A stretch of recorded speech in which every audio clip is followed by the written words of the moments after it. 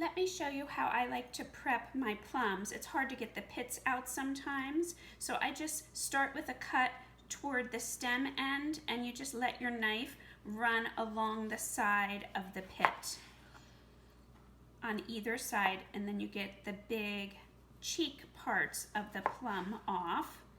Then you can slice those up, and then let your knife kind of run along the pit to get those end pieces off. And then you pretty much have no waste, and then you can just cut the plum into whatever thickness of slices you want, and I just leave the skin on for this crostata.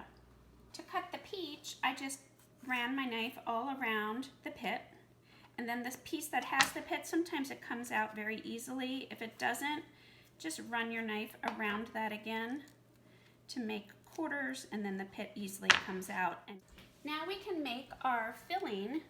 So here's all of our sliced plums, 6 plums, and our peach. So we're gonna add to that a teaspoon of lemon juice and some zest, a little cinnamon, about a 1/4 cup of sugar. You can adjust that depending how sweet your peaches are and your plums, tablespoon of all-purpose flour, and I want to just see how juicy they're looking. I have an extra teaspoon of flour if I need it. So they do seem very juicy. I'm just going to add that extra teaspoon of flour. You're just going to stir that up and then set that aside as you roll out your crust.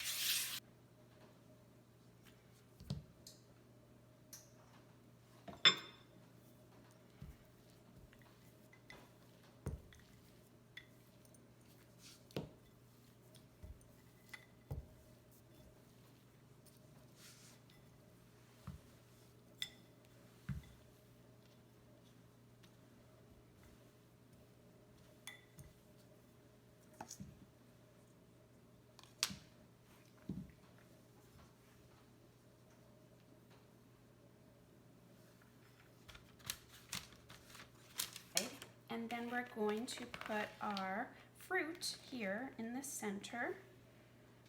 Pile it all up. So you can spread it out.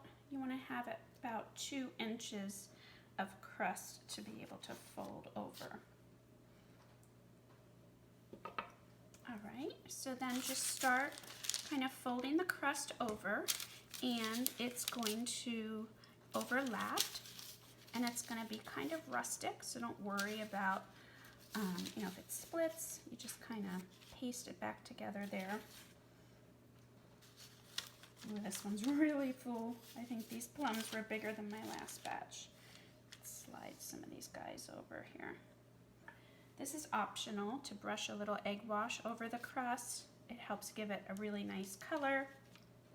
And we're going to sprinkle it with a little sugar, which is also optional, but that helps the sugar to stick.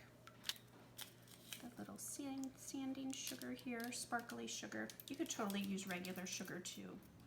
Fresh out of the oven, if you have any juices that dribble out, you can kind of spoon them over the top. It gives the fruit a nice kind of shiny glaze. If I don't have anything dribble out, I sometimes will microwave a little bit of jam and brush it over the fruit so it's all nice and shiny. We're going to let this cool a lot more to thicken up before we cut it.